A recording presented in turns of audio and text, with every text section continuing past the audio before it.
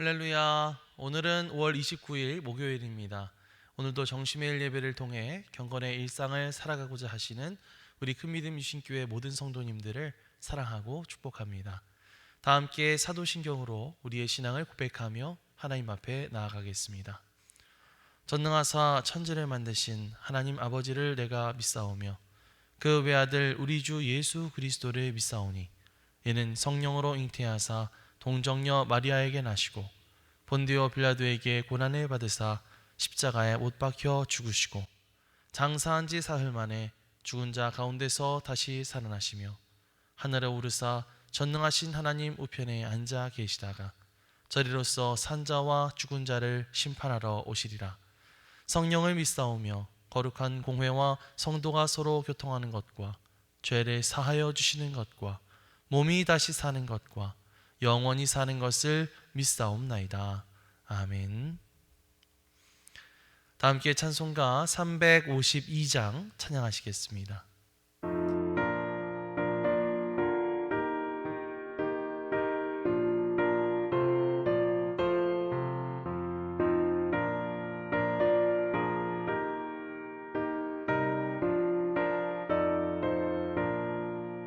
십자가 군병들아 주 위에 일어나 이들로 앞서 나가 담대히 싸우라.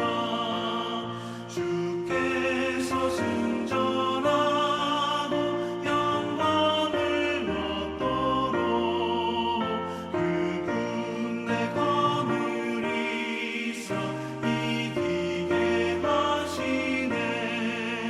십자가 군병들아 주 위에 일어나 그 나팔 소리 듣고 곧 나가 싸우라. 수 없는 원수 앞에 주 따라갈 때에 주 예수 힘을 주사 강하게 하시네. 십자가 군병들아 주 위에 일어나 내 힘이 부족하니 주 권능 믿으라. 복음의 감추 입고 늘 기도하면서 너 맡은 자리에서 충성을 다하라. 십자가 군병들아 주 위에 일어나 이 날에 접전하고 곧 대가 부르라. 승전한 군사들은 영생을 얻으며 영광의 주와 함께 왕노릇하리라.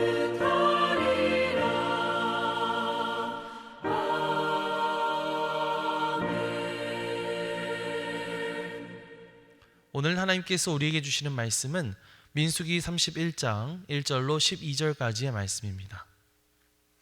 여호와께서 모세에게 말씀하여 이르시되 이스라엘 자손의 원수를 미디안에게 갚으라. 그 후에 내가 네 조상에게로 돌아가리라. 모세가 백성에게 말하여 이르되 너와 함께 있는 사람들 가운데서 전쟁에 나갈 사람들을 무장시키고 미디안을 치러 보내어 여호와의 원수를 갚되 이스라엘 모든 지파에게 각 지파에서 1000명씩을 전쟁에 보낼지니라 하매 각 지파에서 1000명씩 이스라엘 100만 명 중에서 12,000명을 택하여 무장을 시킨지라. 모세가 각 지파에 1000명씩 싸움에 보내되 제사장 엘르아살의 아들 비느하스에게 성소의 기구와 신호나팔을 들려서 그들과 함께 전쟁에 보내매 그들이 여호와께서 모세에게 명령하신 대로 미디안을 쳐서 남자를 다 죽였고 그 죽인 자 외에 미디안의 5 왕을 죽였으니 미디안의 왕들은 에위와 레겜과 수르와 후르와 레바이며 또 부월의 아들 발람을 칼로 죽였더라. 이스라엘 자손이 미디안의 부녀들과 그들의 아이들을 사로잡고 그들의 가축과 양떼와 재물을 다 탈취하고 그들이 거처하는 성읍들과 촌락을 다 불사르고 탈취한 것, 노략한 것, 사람과 짐승을 다 빼앗으니라. 그들이 사로잡은 자와 노략한 것과 탈취한 것을 가지고 여리고 맞은편 요단 강가 모압 평지의 진영에 이르러 모세와 제사장 엘르아살과 이스라엘 자손의 회중에게로 나아오니라. 이는 하나님의 말씀입니다. 아멘. 할렐루야. 오늘도 말씀을 듣는 여러분의 심령 가운데 성령님의 조명하심이 함께하여 주시기를 주님의 이름으로 간절히 축원합니다. 지난 시간까지 우리는 하나님께서 이스라엘 백성들에게 명령하신 여러 가지 절기나 서원에 대한 그런 규례들을 살펴보았습니다. 그런데 오늘 말씀은 바로 지난 민수기 25장에 나왔던 이야기와 이어지는 스토리라고 할 수가 있겠는데요. 민수기 25장 말씀을 보면 이스라엘 백성들이 시딤 지역에 머물고 있었을 때 이야기가 나오는데 거기에 몇몇 백성들이 모압 여인들을 만나서 음행을 저지르고 우상 숭배를 하는 일을 저지르게 됩니다. 그 결과 어떻게 되었을까요? 그들 가운데 하나님의 진노가 임하게 되었고 전염병으로 인해서 24,000명이나 되는 많은 사람들이 죽는 큰 비극이 벌어졌습니다. 사실 그들의 중심에는 바로 미디안 사람들이 있었는데요. 그들은 이스라엘 백성들을 어떻게든 영적으로 타락시키기 위해서 교묘하고 적극적으로 참여했던 사람들이었습니다. 그러니까 이것은 단순히 이방 민족과 함께 어울려 있다가 일어나게 된 우연한 사건이 아니라 하나님의 백성들을 무너뜨리려고 했던 그런 영적인 공격이었던 셈이죠. 하나님께서는 이 죄악에 대해 그냥 지나치지 않으셨습니다. 하나님은 반드시 공의를 행하시는 하나님이시기 때문이죠. 오늘 본문 말씀에서 하나님은 이스라엘 백성들에게 그때 당했던 원수를 갚으라라고 말씀하십니다. 이것은 단순한 감정적인 복수가 아니라 하나님 나라의 거룩함을 수호하기 위한, 그 거룩함을 지키기 위한 심판의 전쟁이었던 것이죠. 오늘 말씀을 통해서 하나님의 공의와 순종 그리고 영적 전쟁의 의미를 다시 한번 되새겨보는 시간이 되었으면 좋겠습니다. 하나님께서는 모세를 불러서 그에게 이렇게 말씀하십니다. 2절 말씀을 보면 이스라엘 자손의 원수를 미디안에게 갚으라. 그 후에 네가 네 조상에게로 돌아가리라 라고 말씀합니다. 하나님은 모세가 죽기 전 마지막 미션을 주고 계시는 거죠. 무엇인가요? 미디안을 쳐서 이스라엘 자손들의 원수를 갚으라 라는 것이었습니다. 하나님의 공의를 세우기 위해서 전쟁을 준비해야 되는 일이었던 것이죠. 어떻게 보면 참 모세가 안타까워 보이기도 합니다. 모세는 수십 년간 이스라엘을 이끌어온 지도자 아닙니까? 그리고 이제 말년인데 말년이면 그저 좀 평안하게 보내기를 바라는 것이 인간의 기본적인 심리였을 텐데요. 그런데 정작 그는 가나안 땅에 들어가지도 못하고 또 죽음을 앞둔 이 시점에서 마지막으로 치러야 될 사명이 무려 전쟁이었던 거죠. 하지만 모세는 한치의 망설임도 없이 하나님의 명령을 그대로 수행합니다. 그는 그저 감정에 끌려가지 않았습니다. 즉각적으로 백성들에게 명령해서 지파별로 1000명씩을 뽑아 전쟁에 나서게 합니다. 백성들도 즉각적으로 모세의 말에 순종하여 진행하는 것을 볼 수 있습니다. 우리는 이러한 모습들을 통해서 하나님의 명령은 단순한 지시가 아닌 절대적인 부르심이라고 하는 것을 깨닫게 되는 것 같아요. 하나님은 때때로 우리가 피하고 싶어하는 일들을 오히려 하라고 명령하실 때가 있죠. 그게 무엇인지는 아마 사람마다 다 다를 텐데요. 누군가에게는 그것이 다른 사람을 용서하라 라는 말씀일 수도 있고 또 어떤 일에 대해서 망설이고 있었는데 그것에 대해서 결단하라 라는 말씀일 수도 있고 때로는 뭔가 외롭게 싸워야 하는 그런 싸움일 수도 있을 것입니다. 그러나 하나님의 부르심은 단순히 우리가 느끼는 편안함이나 그런 우리의 감정보다 더 우선적으로 되어야 하는 것이죠. 하나님께서 우리에게 뭘 하라고 명하실 때 우리는 어떤 상황 가운데 있든지 반드시 그 말씀에 순종하며 나아가야 할 줄 믿습니다. 사랑하는 성도 여러분, 하나님께서 오늘 여러분에게 하라고 말씀하시는 것은 무엇일까요? 모세가 하나님의 말씀에 주저하지 않고 즉각 순종하고 반응했던 것처럼 우리 또한 하나님의 말씀 앞에 내 자신의 생각과 뜻을 내려놓고 즉시 반응할 수 있는 그런 저와 여러분들 되시기를 주님의 이름으로 간절히 축원합니다. 자, 그렇게 하나님께서는 미디안을 상대로 한 전쟁을 준비하라고 말씀하십니다. 6절 말씀을 함께 볼까요? 모세가 각 지파에 1000명씩 싸움에 보내되 제사장 엘르아살의 아들 비느하스에게 성소의 기구와 신호나팔을 들려서 그들과 함께 전쟁에 보내매. 자, 이제 각 지파에서 1000명씩 총 12,000명의 정예병이 선발되게 됩니다. 하지만 이렇게 각 지파별로 군사를 딱 1000명씩 뽑은 것은 단순히 병력의 효율성을 고려한 그런 것이 아니었습니다. 이것은 하나님께서 철저히 균형과 질서 속에서 일하신다라고 하는 것을 나타내는 상징인 것이죠. 모든 지파가 각각 함께 똑같이 참여함으로써 이스라엘 공동체 전체의 책임이고 또 이것은 공동으로 함께 이루어가야 할 거룩한 사명이다 라고 하는 의미를 그 안에 담고 있는 것입니다. 또 주목해야 될 것은 이 전쟁에 제사장 비느하스가 동행하고 또 성소의 기구들과 나팔을 가지고 그 전쟁에 나간다고 하는 사실이죠. 이것은 이 전쟁의 성격이 단순한 무력 충돌이 아니라는 사실을 보여주고 있습니다. 이 전쟁터는 곧 예배의 자리이며 하나님의 심판의 자리라고 하는 사실을 말해주고 있는 것이죠. 엘르아살의 아들 비느하스는 민수기 25장에서 이 바알볼 사건이 있었을 때 그때 창을 들고 음행을 저지르는 사람들을 직접 처단함으로써 하나님의 진노를 멈추게 했던 인물이죠. 그는 하나님의 질투와 하나님의 거룩함을 드러내는 상징적인 인물이었습니다. 그런데 그런 그가 이번 전쟁에 앞서고 있죠. 그것은 이 전쟁이 단순한 복수가 아니라 하나님의 거룩함을 회복하기 위한 싸움이라고 하는 그런 메시지를 우리에게 전해주고 있는 것입니다.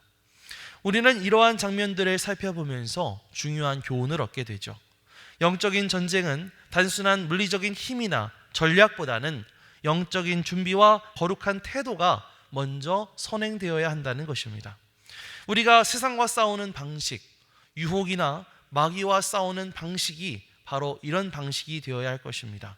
우리는 영적 싸움을 싸우기 위해서 가장 먼저 말씀과 기도로 또 정결함과 공동체 안에서의 질서로 그렇게 나아가야 한다는 것이죠.